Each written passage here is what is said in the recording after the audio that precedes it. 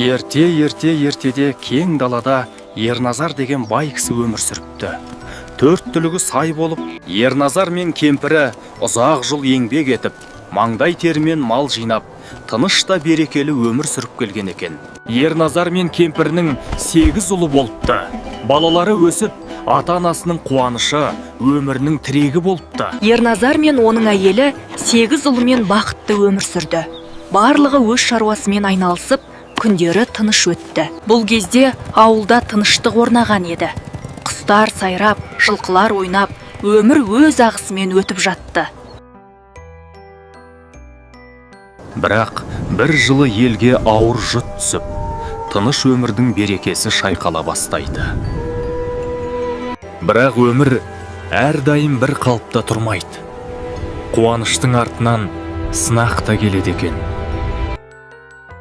Малға да, жанға да қиын күндер келе бастайды. Жұт күшейген соң, Ерназардың 8 ұлы малды аман алып қалу үшін алысқа айдап кетеді. Күндер өтіп, азық та азая бастайды. Аштық мен суық шал мен кемпірді әбден әлсіретеді. Жұт тек Ерназардың үйін ғана емес, бүкіл ауылды әлсіретті. Азық азайды, үміт сөне бастады. Кемпір, тоқташ, біз өткен жылы бір нәрсені ұмытып кеткен жоқпыз ба? Иә, төстік. Кер биенің төстігі. Шүкір, Алла бізді ұмытпаған екен. Бұл тек тамақ емес. Бұл үміт. Осы бір төстік. Шал мен кемпірге қайтадан үміт сыйлады. Кемпір, жүрегім бір өзгерісті сезіп тұр. Бұл жай ғана төстік емес сияқты. Алда бізді бір үлкен өзгеріс күтіп тұрғандай. Сол күннен бастап, кемпірдің бойында жаңа өмірдің белгісі пайда болды. Бұл көп күткен күнде келді. Арада 9 ай, 9 күн өтті. Төстік жеген соң пайда болған бала бұл. Сондықтан оның аты Ер төстік болсын. Бұл бала жай бала емес еді. Бірнеше айда бір жастағыдай, ал бір жылда 15-ке келген жігіттей болды. Қартайған шағымызда бізге күш те, үміт те берілген еді. Бұл бала тағдырдың сыйы болды. Төстік күн сайын ер жетіп, аң аулап, ата-анасын асырай бастады. Кәрі ата-ананың күнкөрісі енді төстіктің мойнында еді. Тартқан садағы 9 қабат кетпеннен өтетін. Бұл бала біздің үмітіміз, біздің тірегіміз болды.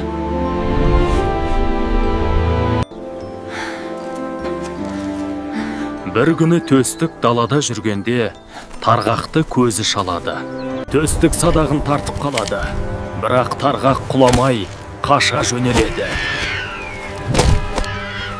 Төстік тарғақты қолдан шығармауға бар күшін салады. Ол оны ұстауды мақсат етеді. Әй, бала, тоқта! Әй, бала, менің құсымды қума. Одан да босқы тентірегенше жоғалып кеткен 8 ағаңды іздесеңші. 8 ағам? Олар шын бар ма еді? Неге маған айтпадыңдар? Егер бұл шын болса, онда мен оларды табуым керек.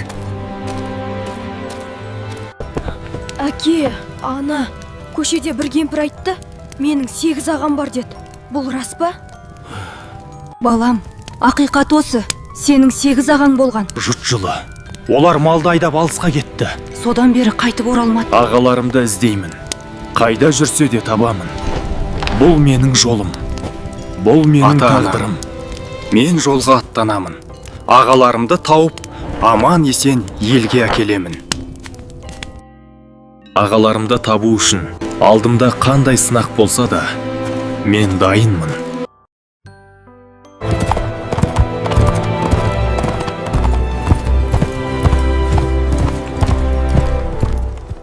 Ер төстік жалғыз жолға шықты. Алдында шексіз дала, артында сағыныш. Жол ауыр болды. Таулар биік, ал бауырларының ізі белгісіз. Кейде өмірдің өзі толқынды өзен секілді. Қорқыныш бар, бірақ жүрек батыл болса, жол табылады. Кенеттен аспан түнерді. Далада дауыл басталды. Жол жоғалғандай болды. Дауыл басылды, бірақ жол көрінбеді. Қай бағытқа бару керек? Тұман арасынан бір қария көрінді. Оның көзінде тереңдік бар еді. Ата, сұрасам болады ма? Сіз бірдеңе білетін сияқтысыз. Менің бауырларымның қайда екенін білмейсіз бе? Мен оларды табуым керек. Іздегеніңді табу үшін алдымен өзіңді табуым керек, балам. Бауырларыңды табу оңай емес, балам. Жол ауыр, қорқыныш көп. Жүрегің дайын ба?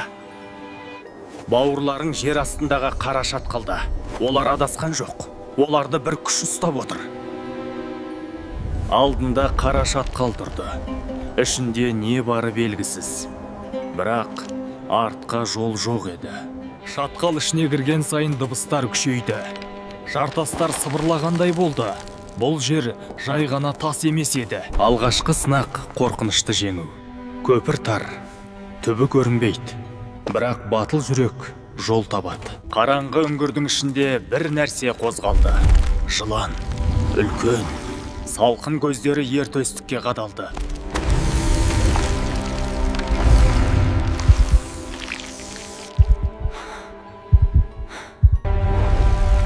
Мен сенің кім екеніңді білемін. Ер төстік. Сен бауырларыңды іздеп жүрсің.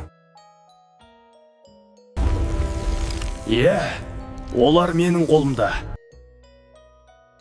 Егер менің 3 сұрағыма жауап берсең, сені де, бауырларыңды да босатам. Сұрағыңды қой. Мен дайынмын.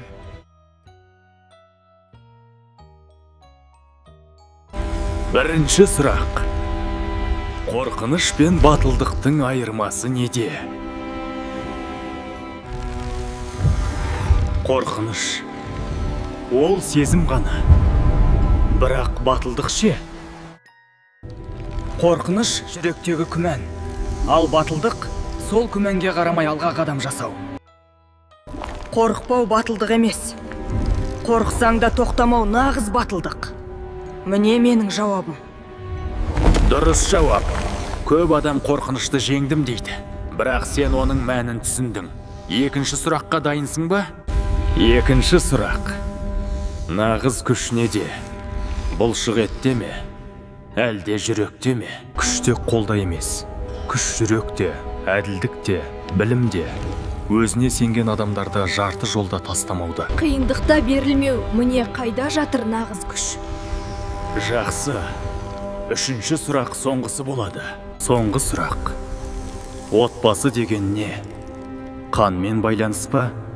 Әлде жүрекпен байланыс па?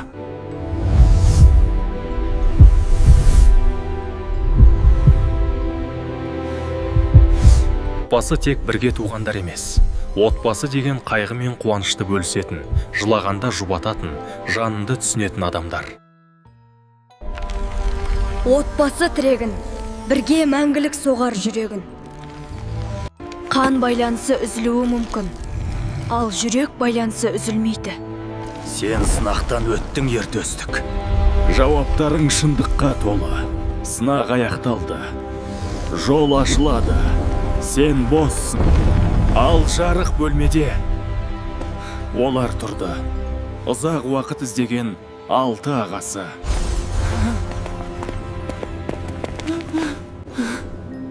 Мен сендерді табам дедім ғой. Енді олар жалғыз емес еді.